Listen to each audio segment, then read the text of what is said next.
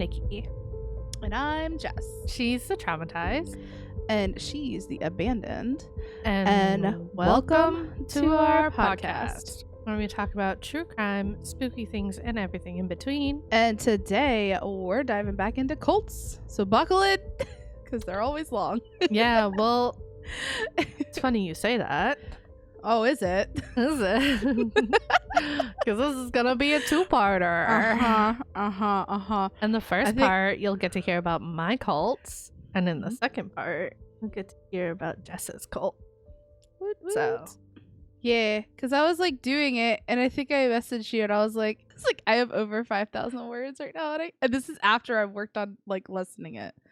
So, I mean, cults are always so chonky because there's just so much that goes into them. It's also interesting because I have no idea what you've done. I have no idea.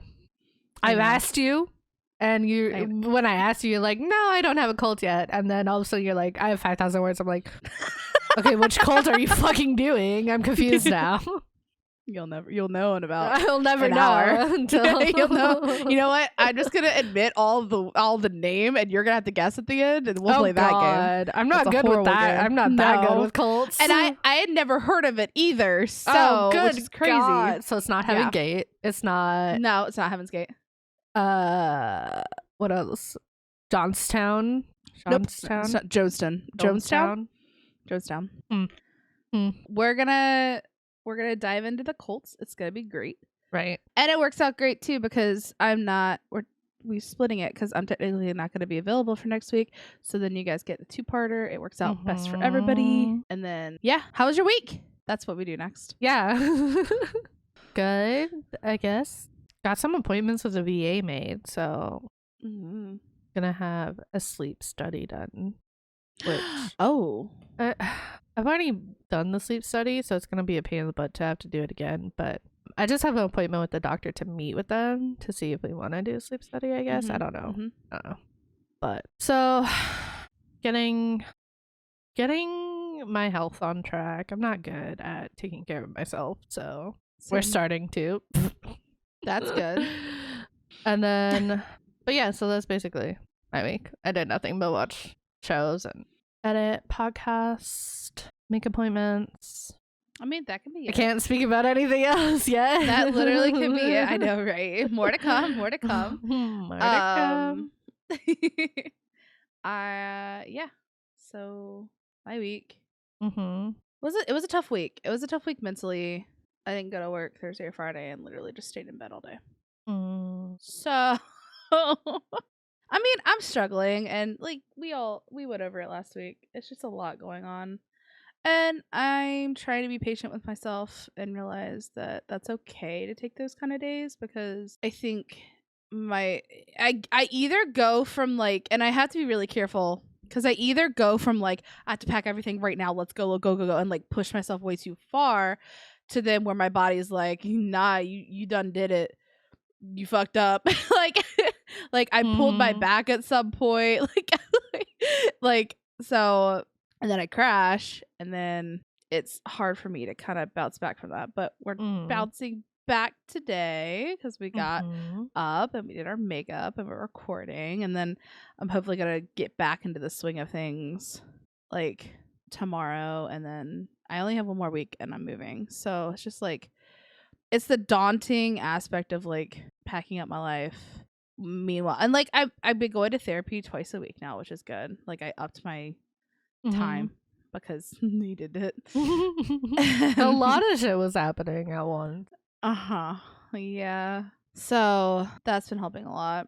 But yeah, I mean, all in all, I'm packed mostly, and I have a plan in place. It's just the daunting aspect of like, okay, this weekend I'm moving, unpacking, and then going to my grandmother's funeral, and then ... It's the ... that's like fucking with me, I think, the most, 'cause it's like, I like you know, as much as I know I need to get out of the situation I'm currently in, it's what I've had for the last 6 years, for a decade. Yeah. And well, the relationship in general, for sure.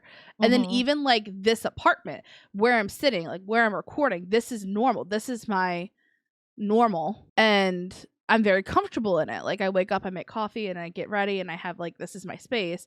And it's just like not knowing what that's going to look like next week or next month. You know, it's so, yeah, but good things. It'll be weird at first, but we're going to make it through. I don't know, just being patient with myself is something that I'm learning this week. Right. Because part of me is like, why are you have so much to do. Why are you not getting out of bed? Stop being lazy. And my like healing part of my brain is like, no. You're not being lazy. You just overdone it and now you're trying to heal again. Like, so I don't know. But that's my week. Literally pushing for any announcements or anything. Not really. We kind of already did them. Yeah. Just doing an announcement section. I mean, you may just be seeing me in the future. Who knows? With us for a little bit.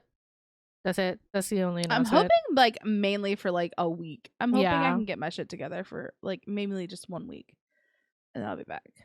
So, because like I love you guys. I love doing this. Like this is part of my life now and I love doing it. So yeah. All right. Fun fact of the day. Fun fact of the day. Oh, I have 2 ready. So now which one do I want to do first? Okay, since I'm sitting here doing it. Did you know cracking your knuckles doesn't actually hurt your bones or cause arthritis? The sound you hear is gas bubbles bursting in your bones. Oh, I did not know this because my mother was like, stop cracking your knuckles. You're going to get arthritis. And so like, I was so scared, like in my neck too. I'd crack my neck.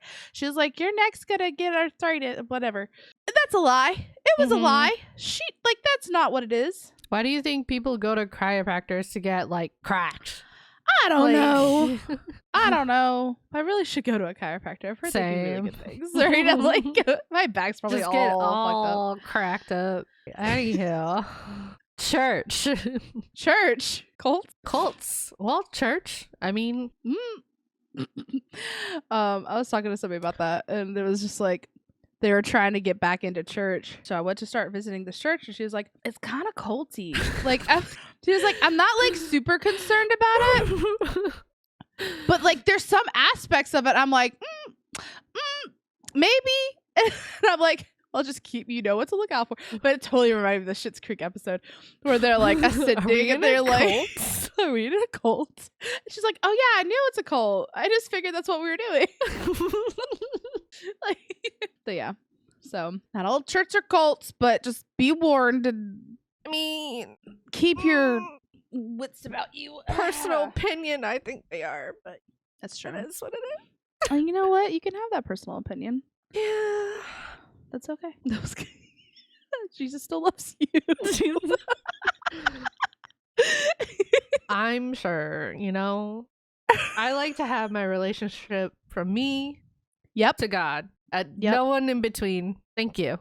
We've had that discussion and we both agree about organized religion. That it's absolute, like, it's just crap. So, it can be very abusive and traumatizing and very traumatizing. I think that one of the biggest mistakes, at least in Christianity, is you sit there and preach like Jesus says, do not judge others. And it's literally one of the judgiest group of people I've ever met in my entire life. And it's like, how can you sit there and say you need to be Christ-like and then turn your back on someone who had a baby out of wedlock? I think especially with American Christians, there's just something about them that are just like very like entitled. Yeah. Very entitled, and Bible thumping. Very judgmental, very like I've never understood they that. They interpret the Bible how they want to interpret it and not how it's actually written. It's like you don't bring people to Christ by smacking them over the head with the Bible and scaring them. You bring people, you lead by example. You know what I mean? You want people to notice you and be like, oh my God, what the heck is she on? Like, what has she got going on in her life? Be like, oh, well, I pray and it helps me relax. You know what I mean? Like, oh, maybe that would help, Like, you don't threaten people or judge them. Anyway, change it. Anywho, so the church that I'm going to be talking about today. It is a church? Oh, right. Well, church / cult thing. Mm-hmm. I'm going to be talking about the Fundamentalist Church of Jesus Christ of Latter-day Saints, or the FLDS Church. Mm-hmm. But first, we're going to talk about the Church of Jesus Christ of Latter-day Saints, or the LDS, or as you more commonly known as Mormons. Yep. because that's kind of like where it starts. So Mormonism is the religious tradition and theology of the Latter-day Saint movement of the Restorationist Christianity, which I have a side note for that later. So Restorationist Christianity started by Joseph Smith in Western New York in the 1820s and 1830s. So Restorationist is the belief that Christianity has been or should be restored along the lines of what is known about the apostolic early church. So basically the ancient form of religion. Pure Gotcha. ancient form of religion. Okay. A prominent feature of Mormon theology is the Book of Mormon, which describes itself as a chronicle of early indigenous peoples of the Americas and their dealings with God. Side note. You find what? And just interesting. 2 things. First of all, you keep saying the Joseph guy, instantly think about South Park. This is like how bad. There's so many things that are just like bombarding me. And it very well could be because my mind's all over the place. But first, I'm like, you talk about, the LDS. Is it LDS? Mm-hmm. Sister Wives. Like, I think we said it last week. We're watching Sister Wives. Right. And so they constantly get compared to this. And they're like, that's not who we are. They gave us a bad name and whatnot. So, like, that popped in my mind. And you said Joseph Smith? Mm-hmm. That South Park did a whole fucking thing about him. So that popped in my mind. And then and there was another one. I forgot the third point now, but there was something else you just said, and I was like, "Oh my god, how much what is it called? Pop culture." Thank you. How much pop culture has affected and like, the Book of Mormon is a show on Broadway now, and it's like one of the ones I've really wanted to see.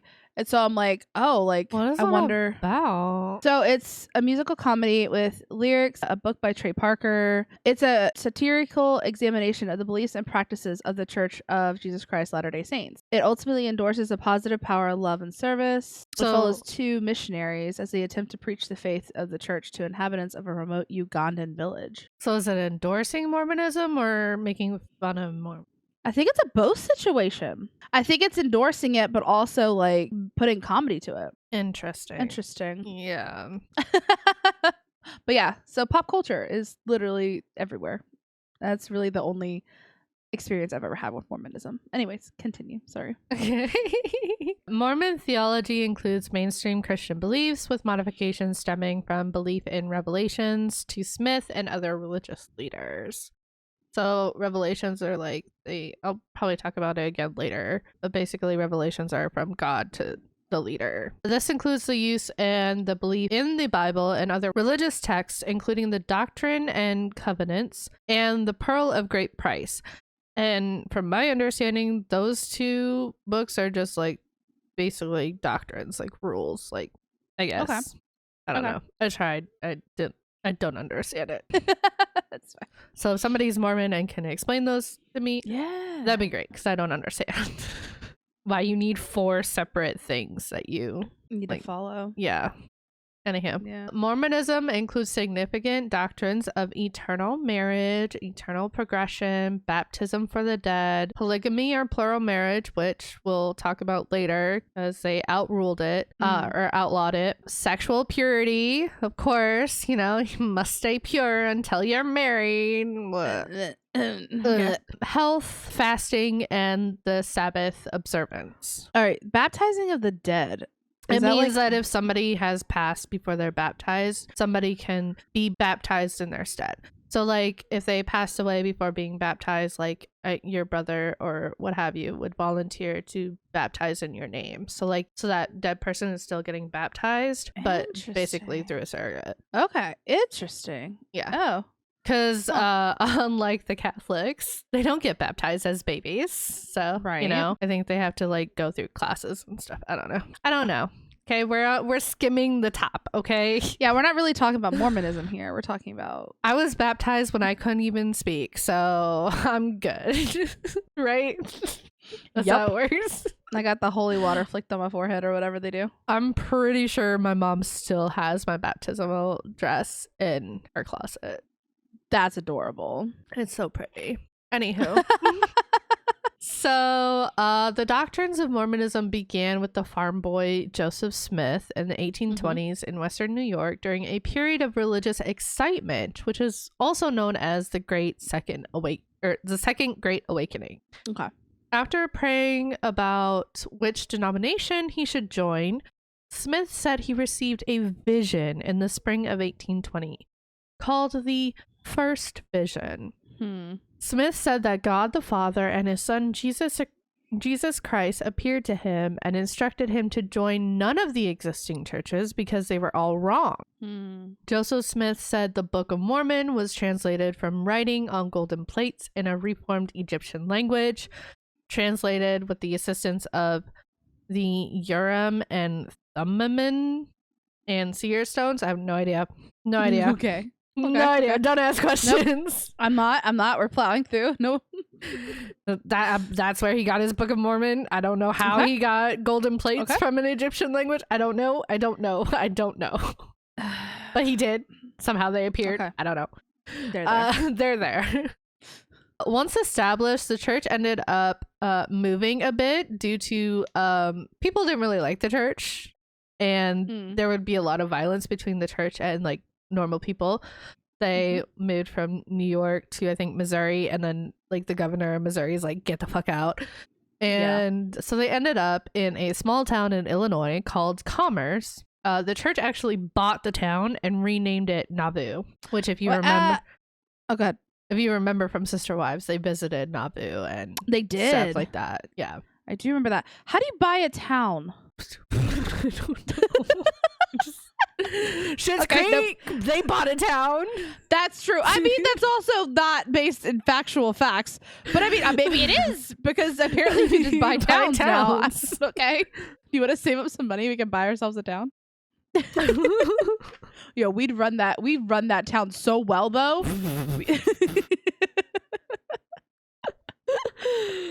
Oh goodness. I'm in a mood. Keep going. After receiving a revelation commanding him to practice plural marriage, Joseph Smith taught and practiced polygamy during his ministry and married multiple women during his lifetime. He would also introduce the practice to his closest associates. Though today the modern Church of Latter-day Saints acknowledge that Smith practiced plural marriage, Smith and some of the leading quorums, or like priests or whatever, of the church he founded publicly denied he taught or practiced it.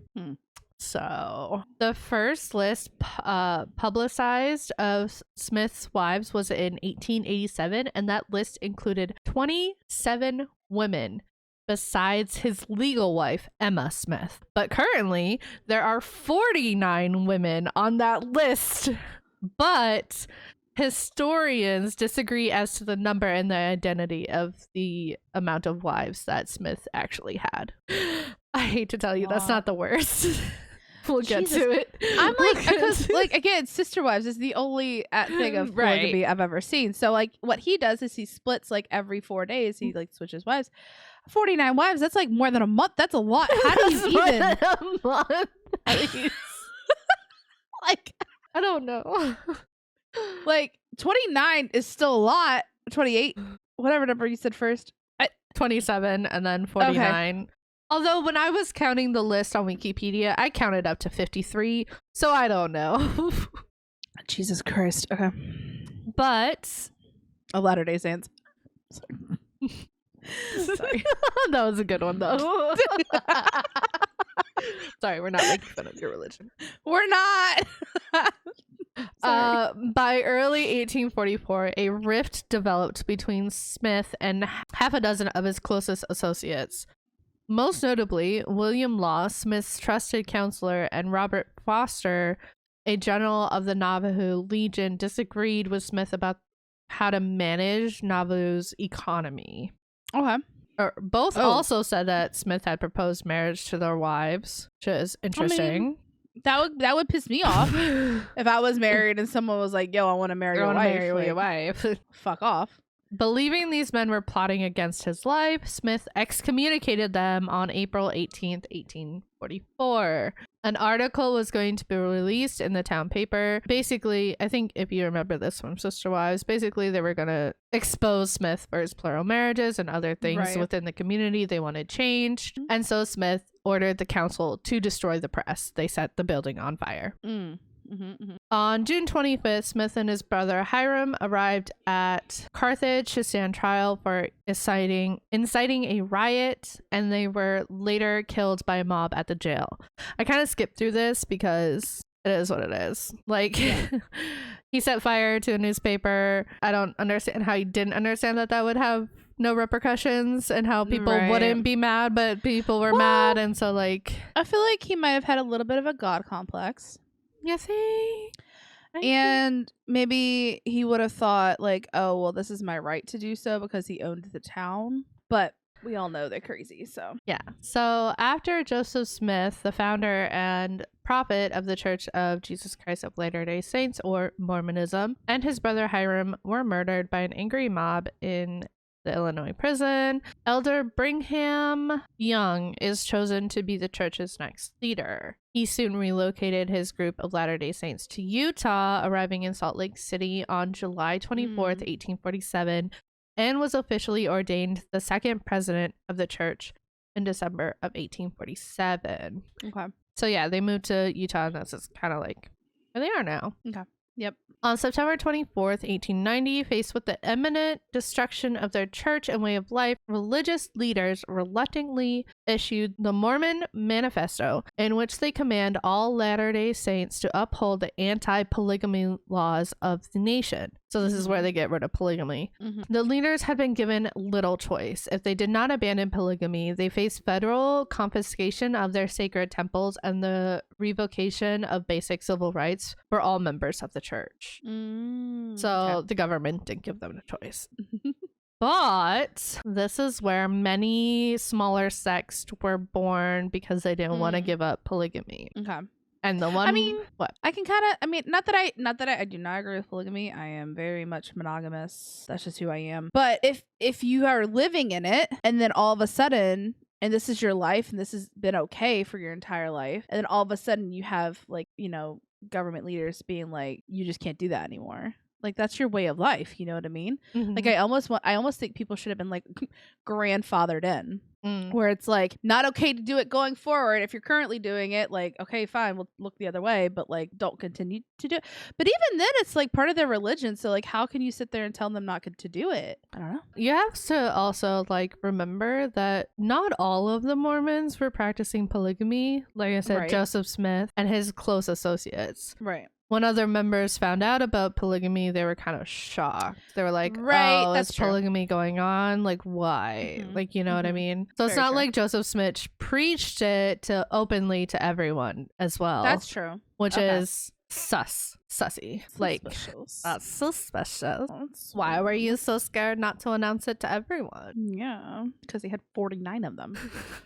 He wanted to keep all the wives for himself. Oh my God. That's like literally like, it's like a full-on football team. That's No, like, I'm talking offense, defense, and practice team. Like, I'm talking like a full, a full team. Like, oh my God. Oh boy. Anywho, going back to the topic. I haven't had social interaction in 2 days. I'm sorry. Going back. Because the Mormons outlawed polygamy, this caused smaller sections to break off from the church and form their own churches. The one we will be talking about today is the Fundamentalist Church of Jesus Christ of Latter-day Saints, or as more commonly referred to, the FLDS Church. The FLDS is obviously a religious sect of the fundamentalist Mormon denominations whose members practice polygamy. That's basically the main difference. Okay. The fundamentalist Mormon movement emerged in the early 20th century when its founding members were excommunicated from the Church of Jesus Christ of Latter-day Saints, largely because of their refusal to abandon the practice of plural marriage after it was renounced in the Second Manifesto in 1904. So they had a first manifesto, and they also had a second manifesto that was like, don't practice polygamy. And then the second was like, seriously, stop practicing polygamy. Like, wait, you're still doing? No, really, stop now. Just stop. The FLDS Church, as a distinct group, traces its origins to the 1950s in the Short Creek community, now the Twin Cities of Hilldale, Utah, and Colorado City, Arizona, where the group is still kind of based today. So basically, there's like these two cities that are like on the state border between Utah and Arizona. Short Creek soon became a gathering place for polygamous former members of the LDS Church. In 1935, the LDS Church excommunicated the Mormon residents of Short Creek who refused to sign an oath renouncing polygamy. Following this, John Y. Barlow began to lead a group of Mormon fundamentalists who were dedicated to preserving the practice of plural marriage. The location on the Utah-Arizona border was thought to be ideal for the group because it allowed them to avoid state raids by moving across the state line. Oh. Theoretically. Some of the locally prominent men in Short Creek, after being excommunicated by the LDS Church, later became leaders of the Mormon fundamentalist movement, including Lawrence U. Woolley, J. Leslie Broadbent, John Y. Barlow, Charles Zitting, Joseph White Muser, Lee Grand Woolley, and Louis A. Kelch. In 1932, these men created the organization known as the Council of Friends, a group of 7 high priests that was said to be the governing priesthood body on earth. The Council of Friends became the governing body over the Mormon fundamentalists at Short Creek. Side notes, in the morning of July 26, 1953, 102 Arizona State Police officers and National Guard soldiers raided the fundamentalist Mormon community of Short Creek, Arizona. They arrested the entire populace, including 236 children. Of those 236 children, 150 were not allowed to return to their parents for more than 2 years. Other parents never regained custody of their children. Oh, shit. The Short Creek raid was the largest mass arrest of polygamists in American history, and it received a great deal of press coverage. After the raid, polygamists continued to live there, and in 1960, Short Creek was renamed Colorado City. So... there was a raid in this area before. So, anywho, now we're getting to the fun parts. Yay! So, I'm going to talk about 2 specific leaders because when these 2 came into power, that's when things started becoming culty. So the first one we're going to talk about is Rulon Jeffs. Rulon Jeffs, who was born December 6, 1909, assumed leadership of the church after his predecessor died in 1986. He would be known as a prophet by the followers, or the prophet, which his predecessor did not like the title. So he didn't call himself the prophet, but Rulon called himself the prophet. To his follower, Rulon Jeffs was referred to as Uncle Rulon, and he oftentimes made decisions based on visions he claimed he received from a higher power. Rulon was said to have been a very harsh and very authoritarian as a leader. How the prophet was kind of explained in the documentaries is like the prophet is equal to like the Pope in the Catholic community, is my understanding. So here's where it starts becoming cult-like. Followers believed that Rulon would never die, that he would be renewed young again. He would come back like Jesus Christ did. Okay. Followers also believed that the prophet knew everything they did, that he knew every thought they had, every dream that they had, that knew what their wishes and desires were. Okay. Also, all marriages were arranged by the prophet. I hate that. Oh, God. Okay. Which was called the placement principle. There was no courting, no picking out who you would marry. Only the prophet could choose. So when a girl was ready to be married, her father would bring her to the prophet or turn her in to the prophet and say, "Here is my daughter. Do with her as you will, as is God's will." Oh, God, that gave me... I'm shaking. Okay. Oh, so gross. Okay. And apparently, the prophet had a secret handshake he would use when choosing a bride for himself. Oh, okay. So he would like shake the girl and squeeze 3 times. And if he did that, you were his. She was selected. Oh my God. Rebecca Wall, who was one of the wives, was 19 when she married Rulon, who was 85 at the time. So basically he was using this as his own like way to get brides, is what I'm getting. That's fucking okay, cool. Side note, girls were not allowed to work or go to school, nor were they taught about things like sex or where babies came from. So oh no.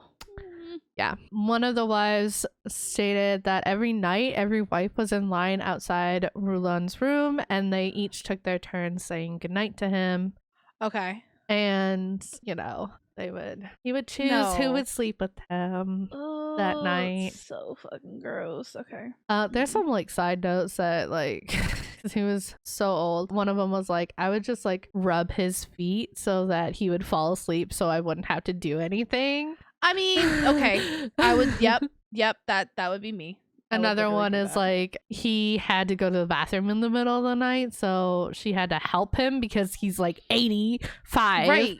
Right. And he didn't make it, and so like she had to use a blow dryer to like dry him off. Yeah, no, it's gross. Anywho, moving on.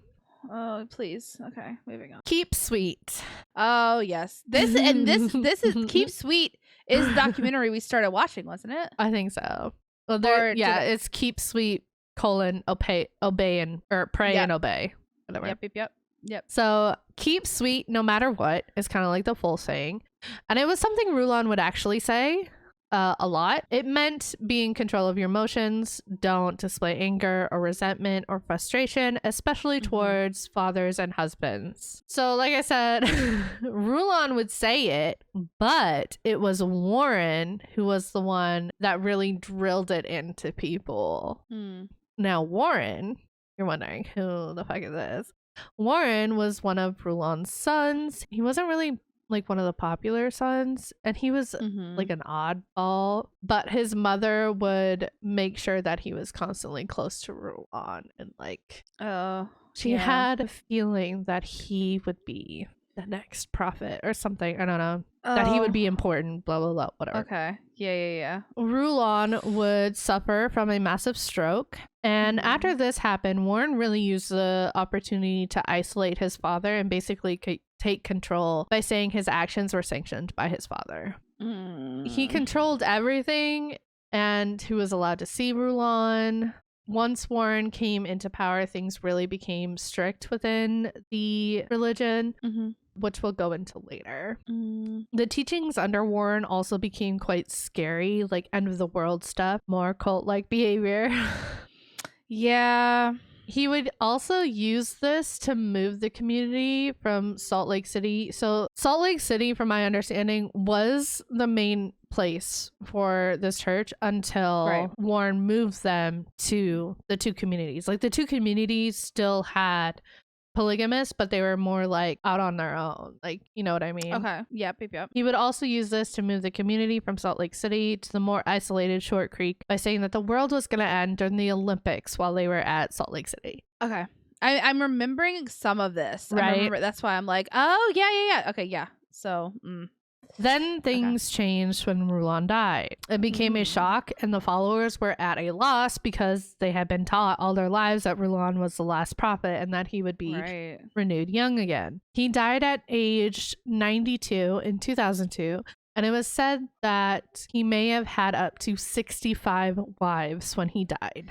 Jesus. So now we're going to go into Warren. Hell. Warren was born on December 3rd, 1955, and he was actually 2 months premature. And this is where that whole situation of his mother thought he was going to be special because he survived and all this other stuff.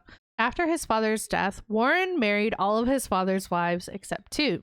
One refused, and the other one was Rebecca Wall, who we talked about earlier. She escaped by climbing over the compound wall. Wow. So I really didn't think about this until somebody in the documentary brought up the fact that basically Warren married all of his mothers. And I'm like, wait a minute. Wait.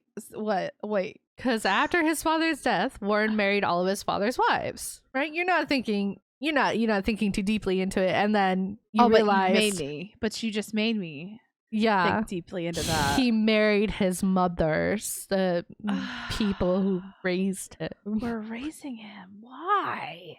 Maybe I think he is too lazy to just like start over. He's like, find his own. I'll just take you. Hey mom, now you're my wife. That's so weird. Oh, that's weird. Right? Yeah. So revelations, like I said earlier, are communications from God for the church, and revelations can only be delivered through the prophet. His revelations were quite strict. He outlawed all entertainment, including kids' toys, dogs, television, newspaper, internet, birthday and Christmas celebrations, festivals, parades, camping, fishing, anything fun. Fun was not allowed. Work. Okay. Only work. Okay. Before Warren, women could actually wear whatever they wanted as long as it was modest. Then Warren started giving restrictions. Get rid of your denim. Then get rid of your patterns. Then nothing with the color red. Soon, all of the women were in prairie dresses and French braided hair. I've seen this picture. The kids were not allowed to learn about anything about the outside world. So, like, they were told that we actually never landed on the moon. I don't know why that would become such an important lie, but okay. Go off. They were also told that dinosaurs didn't actually live on Earth. The dinosaurs were on other planets, and somehow the planets were used to form Earth, and that's how there's dinosaurs' bones on the Earth, but they never actually lived on I was so confused when somebody was explaining that. I was like, how do you not realize that makes no sense? It doesn't make any sense. How do you like all. Hello. I mean, side note, I think it's a very interesting conversation to have with the strict Christians. Like, can you please explain dinosaurs to me? Because for me, I genuinely think the Bible, and you've said it to yourself, like it's interpretations. I genuinely think the Bible isn't necessarily like a history book. I think it's more of like a stories to keep us on track of how we should be living and why we should be living in the way we do. Right. So, like, to me, if you think about like Noah's Ark, it said all the animals 2 by 2, and like, so people have very much made that like, okay, elephants and blah, blah, blah. Like, freaking had dinosaurs on there. Like, who are you to say that the dinosaurs didn't go? Or maybe the floods what took out the dinosaurs because they couldn't fit in the ark. You know what I mean? Like, like I just the fact that there's some people that are so close minded, right? And it's just like, okay, then explain why they're dinosaurs. Like, there were dinosaurs on this earth at some point. That's their bones are literally everywhere. How can you can't deny that? So instead of being so close-minded, just be like, oh no, I don't see them, they don't exist. Like, try to figure it out. You know what I mean? Just saying they just don't exist isn't a good answer, is what I'm saying. Right? It's not. It's not, because they did. you're just being dumb. So basically, Warren was able to do whatever he wanted, and he was able to get away with it. He controlled the municipals of the city, so like the city officials and stuff. And he also, the police forces were very much like the police force of the polygamy, like of the church. They weren't, the police force worked for the church, basically. Gotcha. Okay. He also started to require that everybody swear their allegiance to the church and everything they owned. Cars, businesses, and families all belong to the church. I will let you know right now. Red flag. That's cult. That's cult. That's cult. You don't own anything? Do not surrender your worldly possessions to a church. Do not do it. If they ask for it, run. Run if they do ask for it, that's cult. That's a cult. We should get that as a t-shirt. Like, red flag. That's cult. That's a cult. Guys, we're thinking about having merch. Let us know. That might be something we do soon. So Warren controlled almost all of the land in Colorado City, Arizona, and Hilldale, Utah, or Short Creek, which was part of a church trust called the United Effort Plan, or UEP. The land has been estimated to be worth over $100 million. Oh, damn. He then later changed the UEP from a business to a charitable thing so that he could have sole control over it. So instead of like being a business trust, he changed it into a charitable one. And I guess that gave him like sole control over it. Okay. Is what in one of the documentaries it said. Okay. He would also use this to control his people in many ways.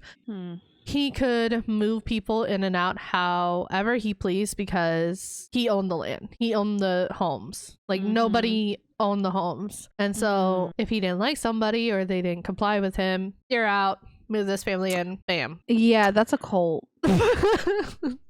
He would also just kick out whoever he wanted, sometimes giving no reason as to why this person was kicked out of the church, why this person was out of the church all of a sudden. Just goodbye.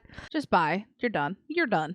One of the first things he started to do was kick out the young men. Why? Nikki, why would he first start to kick out young men? I don't know. Do you have any theories? I mean, competition's the biggest one. My next sentence is he needed to reduce the competition for why. Because if you're marrying all the women to the older men, then you got a surplus of young boys. What are you going to do with them? See you, bye. So Warren would convince families to kick out their sons or just excommunicate them. So these young men were thrown to the streets with no money, no resources, nothing. They did nothing wrong. They just existed in a cult. Yup. Where they needed the women to marry the old men. Underage marriages were known to happen in the FLDS. It doesn't. But when Warren took over, the underage marriages ran rampant. I was hoping you'd say you got rid of it. Why would you think that? I was hoping to this man's personality would make you think that? I was hoping there was like some redeeming quality. Oh no, we're going downhill. We've been going downhill. You since did not the tell me to beginning. buckle up. There was no buckle up because shit's about to go down. Not yet, but soon. Jesus. Okay, yikes. On August 10th, 2003, Warren Jeffs declared that the blessings of the priesthood had been removed from the community of Short Creek. He then turned his focus to what he called lands of refuge, or secret communities that he had started to build up. Jeffs was referring to Yearning for Zion Ranch. Okay. So the YFZ Land LLC, through its president, David S. Allred, purchased the ranch in 2003 for $700,000 and quickly began development on the property. When he purchased the property, he declared that the buildings would be a corporate hunting retreat. Later, ranch officials disclosed that the hunting retreat description was inaccurate. The buildings were actually part of the FLDS's church's residential area. The ranch was home to approximately 500 people who relocated from Arizona to Utah from the Arizona and Utah communities. So Warren Jeffs basically upped and moved to Texas. And he took with him only his elite, is what they were called. His elite. And his wives. And his wives, obviously. Obviously. Not the young boys. Not young boys. Not young boys. It housed a temple, a waste treatment facility, a 29,000 square feet house for FLDS Church President Warren Jeffs, a meeting house, and several large log and concrete homes. They also had a concrete facility. Warren would move himself and all of his wives, like we said earlier, to the YFC ranch, where he was basically able to isolate them and, in my opinion, start doing more of the things he wanted to do without people seeing. Buckle up. Okay. Oh, wait, hold on. Let's... I was prepared. You have to be converted to think as God and your husband, that's me, in every thought, desire, work, action. And I'm here to do the will of my Father and this Heavenly Father. I'm asking the Lord to put a shield of protection around you. Now reach that gift of protection called sweetness. Do I want to know what sweetness is? That was a little taste of Warren for ya. Do you like it? The actual. So that's another thing he said. He said that he was his father, like reborn, basically. His father was in him. Yeah. Whatever. So that's why he like says that in the recording. But yeah, that's I feel like I'm interested because I know that like I feel like we're both very empathetic and can. What do you read off of him? Like I know you know things. He's a like literally like. Like the way that he talks was literally like was making me squirm like and those are like recordings for his wives, so like he like anywho, so yeah, no, buckle up or pass on that. Okay. One former wife spoke about her experiences. One day she was in the kitchen and she was told to go to Warren's room for something along with 5 other wives. When they got inside, they were instructed by Warren not to turn around or look around, and he began a speech about Adam and Eve, new revelation, blah, blah, blah. We're not going to go into it. In the end, basically, he wanted to test their loyalty. Okay. How did he do this? Don't know. You ask. He made them take off their clothes and stand there naked in front of him all at the same time. So there's like multiple women, multiple wives just standing there naked. Okay. Once he was satisfied, he had them turn around, and the women realized that he had already done this with the rest of his wives, and they were all just standing there naked as well. Then he made them hug each other naked, and then they were never allowed to talk about it again, even with him. Now. I hope all of you can see that you're drawing closer together through me, through priesthood. And the confidence is creating a heaven between us.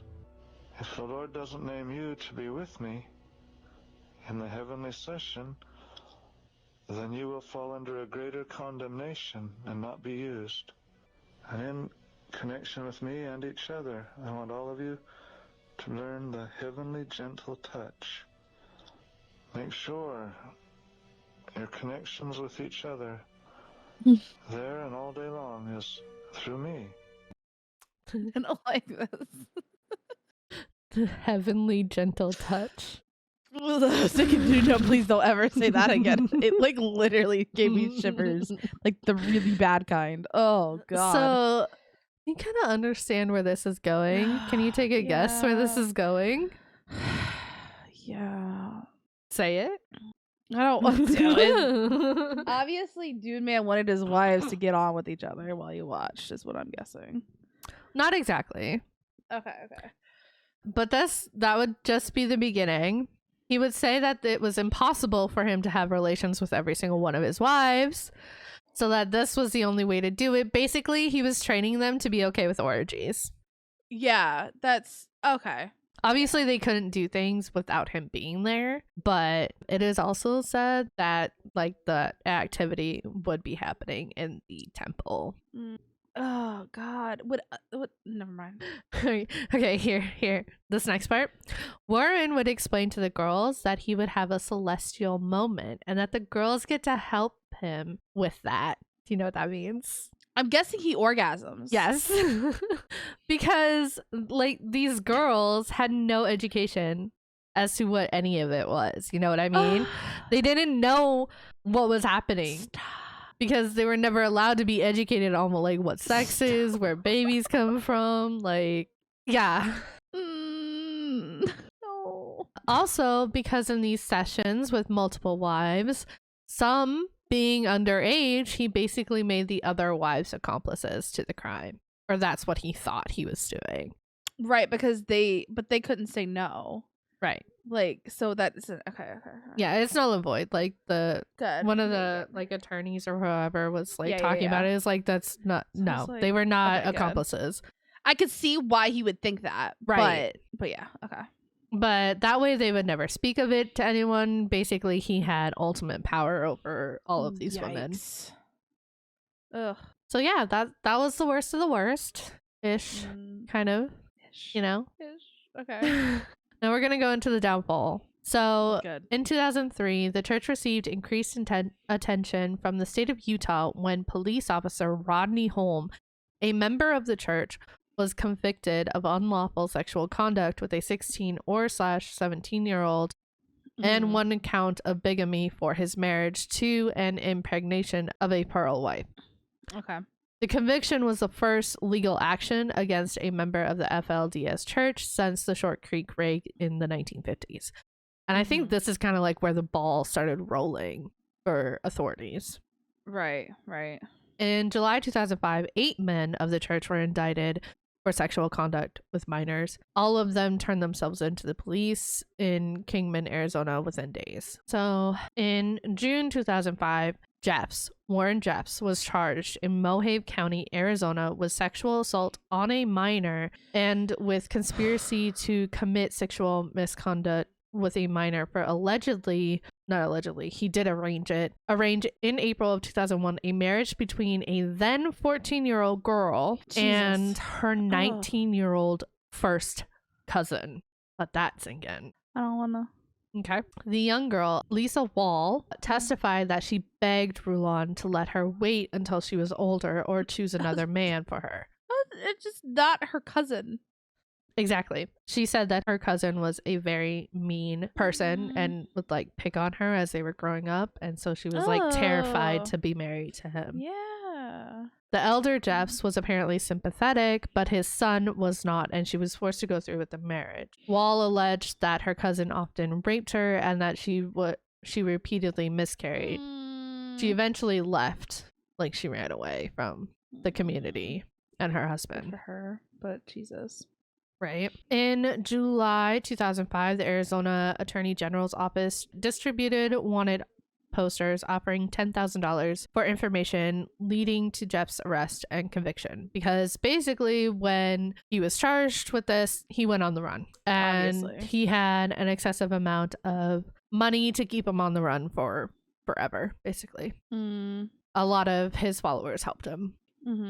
On April 5th, 2006, Utah issued an arrest warrant for Jeffs on felony charges of accomplice rape of a teenage girl between 14 and 18 years old. Shortly after, on May 6th, the FBI placed Jeffs on the top 10 most wanted fugitives list, offering a $60,000 reward. He was the 482nd fugitive listed on the list. The award was soon raised to $100,000, and the public was warned that Jeffs may travel with a number of loyal and armed bodyguards. I didn't know that. I didn't know he was on the FBI's Most Wanted. Yup. On August 28, 2006, around 9 p.m. Pacific time, Jeffs was pulled over on Interstate 15 in Clark County, Nevada by Highway Trooper Eddie Dutchover because the temporary license plate on his red 2007 Cadillac Escalade were not visible. In one of the documentaries, the Peacock one, I think, they interview the wife who was with him on the run. Okay. Naomi Jessup. And basically she was saying how the officer came up to the car. She said that it was a bullshit stop because the temporary license plate was clearly visible. Sure, whatever. Okay, don't care. But I guess like the cop never took his like flashlight off of Warren Jeffs, who was in the back seat shoving a Wendy's salad in his mouth. Like nervously, just like stuffing his face in the back seat. So I wonder if they got a tip. Maybe. If they got a tip that he was in the car, because especially if he kind of, or the police officer was just very like aware and like, oh hey, that I recognize him. Yeah. So anywho, like I said, one of Jeff's wives, Naomi Jessup, and his brother Isaiah were with him. They possessed 4 computers, 16 cell phones, disguises including 3 wigs and 12 pairs of sunglasses, and more than $55,000 in cash. Jesus. Jeff's wife and brother were questioned and released. But yeah, what she said is like they would go from compound to compound across the country, because I guess they had a compound in South Dakota, you know, Utah, the Colorado one, the Texas one. So they would just be like constantly traveling. Yeah. And they could because his followers helped them with money and everything. And you know, it's $1 million church that they, you know, he had at his disposal. In a Nevada court hearing on August 31st, Jeffs waived extradition and agreed to return to Utah to face 2 first-degree felony charges for the accomplice of rape. He Each charge carries an intermediate penalty of 5 years to life in prison. Arizona prosecutors were next in line to try him, and he was held in the Washington County Jail pending an April 23rd, 2007 trial on 2 counts of rape as an accomplice for his role in arranging the marriage between Elisa Wall and her first cousin. Jeffs was believed to be leading his group from jail, and the Utah State Board had expressed dissatisfaction in dealing with the Hilldale Police, which is one of the Short Creek communities, believing that many members of the force had ties to Jeffs, which was very true. So therefore, they did not cooperate. In May and July 2007, Jeffs was indicted in Arizona on 8 counts, including sexual misconduct with a minor and incest. Jeff's trial began on September 11, 2007 in St. George, Utah, with Judge James L. Shumate presiding. Jeffs was housed at Utah's Purgatory Correctional Facility in solitary confinement for the duration. At the culmination of the trial on September 25th, Jeffs was found guilty of 2 counts of being an accomplice to rape. He was sentenced to prison for 10 years to life and began serving his sentence at the Utah State Prison. On July 27, 2010, the Utah Supreme Court cited deficient jury instructions, reversed Jeff's convictions, and ordered a new trial. The court found that the trial judge should not have told the jury that Jeffs could not be convicted unless he intended for Lisa's husband to engage in a non-consensual sex with her. Okay. So basically, that was overturned. However, he was also scheduled to be tried in Arizona. He had entered a non-guilty plea on February 27, 2008 to sex charges stemming from the arranged marriage of the 3 teenage girls to older men. But the charges were dismissed due to the Arizona victims no longer wanting to testify. Combined with the pending charges against Jeffs in Texas, Smith concluded that it would be impractical and unnecessary to try Jeffs in Arizona. Jeffs was then returned to Utah. Meanwhile, in Texas, on March 29th, 2008, a local domestic violence shelter hotline took a call from a female identifying herself as Sarah and claiming to be a 16-year-old victim of physical and sexual abuse at the church's YFZ ranch. Investigators eventually established by tracing the calls that they were placed by a much older woman who had been arrested for previous hoax calls and posing as abused and victimized girls. However, the call did trigger a large-scale operation at the YFC ranch by Texas law enforcement and child welfare officials, beginning with the cordoning off the ranch on April 3rd. Law enforcement officers were armed with automatic weapons, SWAT teams with snipers, helicopters, the whole shebang, but they were met with no armed resistance. One of the fun things that Warren got rid of was guns and stuff. So authorities believe the children had been abused or were in immediate risk of future abuse, a state spokesman said. Troopers and child welfare officials searched the ranch, including the temple's safes, vaults, locked up desk drawers, and beds. They found evidence leading them to believe that the beds were in a part of the temple where males over the age of 17 engaged in sexual activity with underage girls. No. First of all, why do you need a bed in a temple? Second of all, like, gross. So a religious scholar later testified in court that he does not think sexual activity occurred in the temples of the FLDS sects. Then why were there beds? Yeah, why were there beds? Well, this is his excuse. This is his excuse that the temple service lasts a couple of hours, so all the temples will have a place where someone can lay down. Sure, whatever. Cool. Lie. Okay. Next. Don't believe that. Child Protective Services officials conceded that there was no evidence that the youngest children were abused. About 130 of the children were under 5. And evidence later presented in custody hearings suggested that teenage boys were not physically or sexually abused, but they were kind of worked. You know what I mean? They had to like go to work and stuff. So yeah. What's your definition of abuse? Right. CPS spokesperson Daryl Azar stated that there was a systematic process going on to groom these young girls to become brides, and that the children could not be protected from possible future abuse on the ranch. Interviews with the children revealed that several underage girls were forced into spiritual marriage with much older men as soon as they reached puberty and were then made pregnant. That's like old time shit. That's like Game of Thrones shit. Like, oh, you've bled? Okay, time to pop out a baby. Right? Like, gross. Ugh. After Judge Barbara Walther of the 51st District Court issued an order authorizing officials to remove all children, including boys 17 years old and under, from the ranch, eventually a total of 462 children were sent into the temporary custody of the state of Texas. Holy shit. They literally brought in buses. They had to. That's 400 something? Holy shit. The children were held by the Child Protective Services at Fort Concho and the Wells Fargo Pavilion in San Angelo. Over 100 adult women chose to leave the ranch to accompany their children. Children under the age of 4 were allowed to stay with their mothers until DNA testing to identify family relations was finished. Once DNA testing was completed, only children under 18 months were allowed to stay with their mothers indefinitely.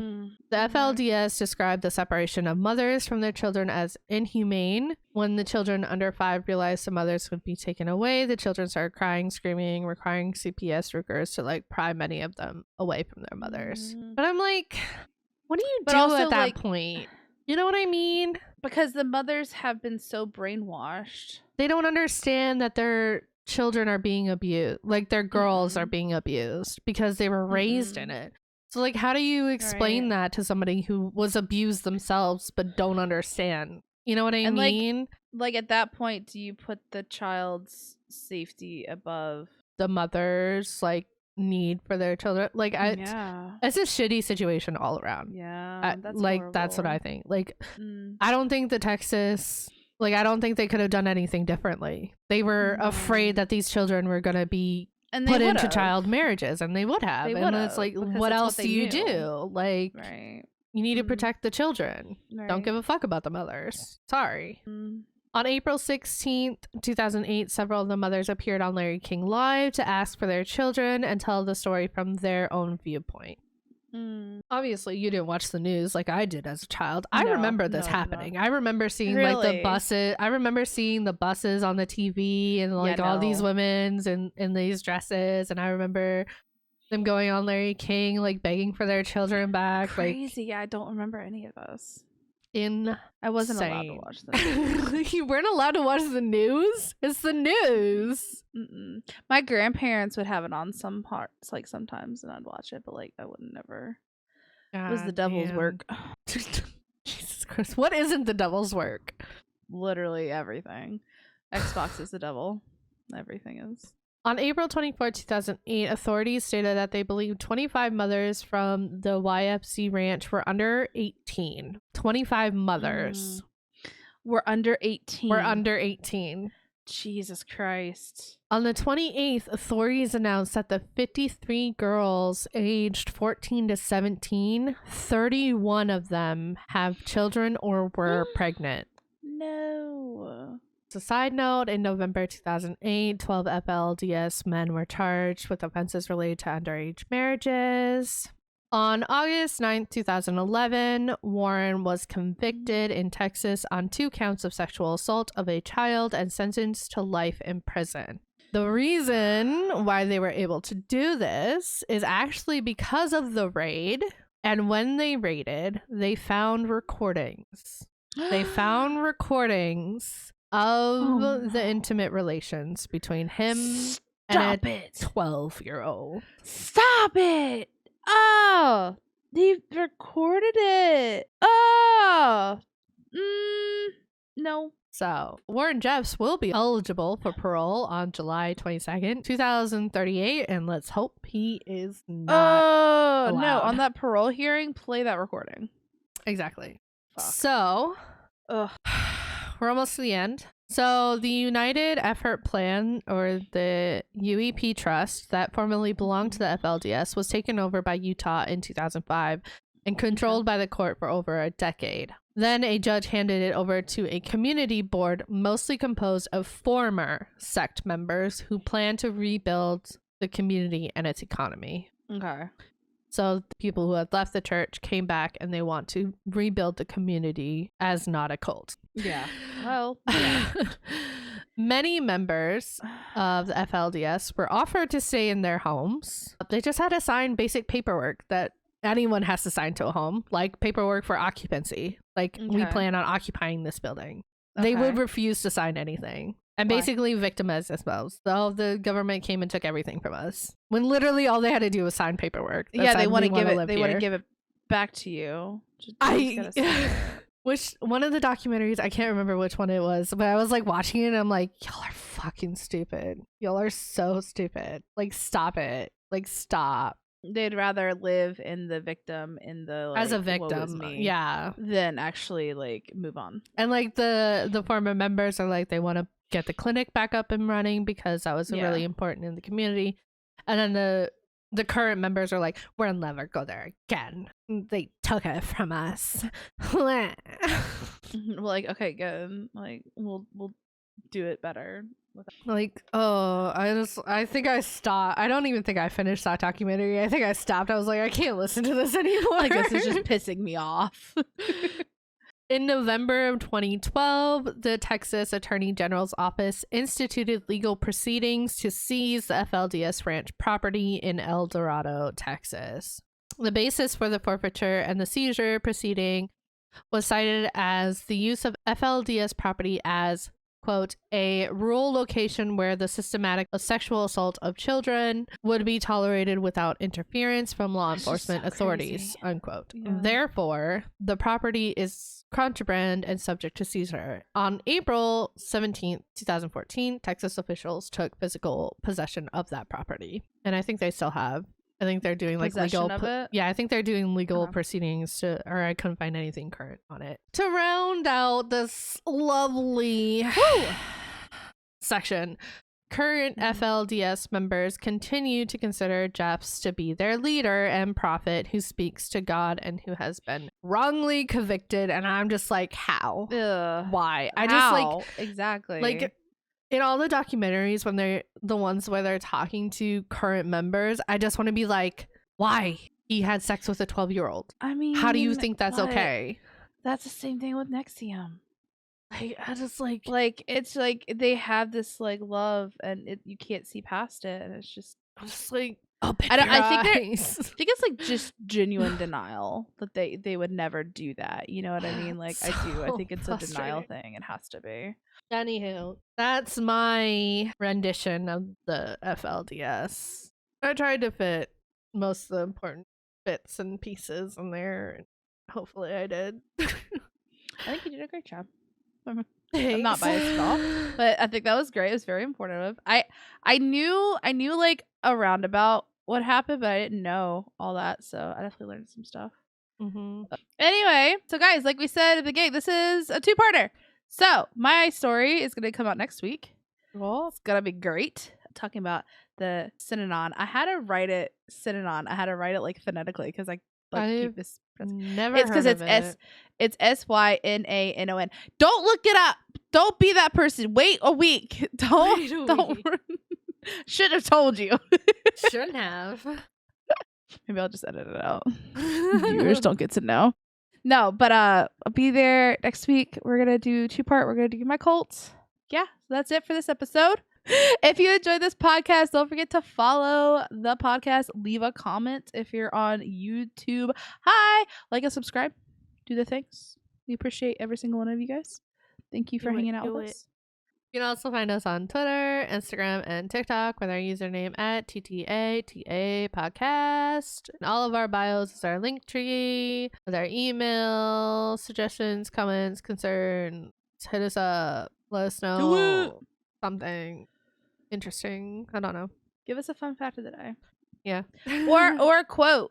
And then maybe we'll use it. One of your favorite quotes. Yeah. It could be like, hey, this came from, and then I mean, if you want us to include your name, you can put that out there, you know? Yeah. Thanks for listening. Like I said, next week's going to be Cults Part 2. So bring your popcorn, buckle up. It'll be great. And with that, we're going to leave you with this inspirational quote. You are braver than you believe, and stronger than you seem, and smarter than you think. By A.A. Mine. literally gonna get that tattooed on me one day.